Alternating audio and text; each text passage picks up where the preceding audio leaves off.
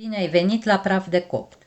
Fac ochinisto, o tocăniță grecească foarte gustoasă din carne de vițel, gătită lent în sos de roșii cu vin. Am aici 800 de grame carne de vițel, o conservă de roșii în bulion, 300 ml suc de roșii, 2 cepe, 5 căței de usturoi, 50 de ml vin roșu, 4 linguri de ulei, un sfert de linguriță scorțișoară și 2 cuișoare, piper, sare și jumătate de legătură de pătrunjel.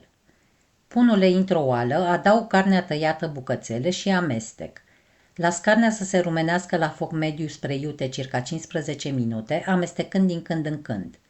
Până se rumenește carnea, toc ceapa și usturoiul. Carnea s-a rumenit, așa că dau focul mic, pun ceapa și usturoiul și amestec. Adaug o linguriță de sare, mai amestec un pic și las la foc mic aproximativ 10 minute.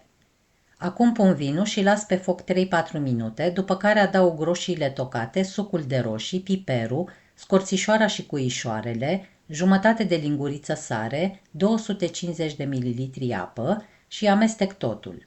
Pun și câteva tije de pătrunjel pe care le-am legat cu ața alimentară ca să le pot scoate mai ușor la sfârșit. Acopăr oala și las mâncarea să se gătească la foc mic.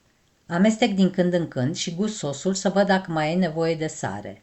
Dacă sosul scade prea mult înainte de a fi gătită carnea, mai adaug puțină apă. Durează în jur de 2 ore și jumătate, 3 ore să se gătească, în funcție de carnea pe care o am, spată sau pulpă. Cochinistoul este gata când carnea s-a fiert foarte bine și se desface ușor cu furculița și sosul s-a îngroșat. La final pun frunzele de pătrunjel tocate și mâncarea este gata.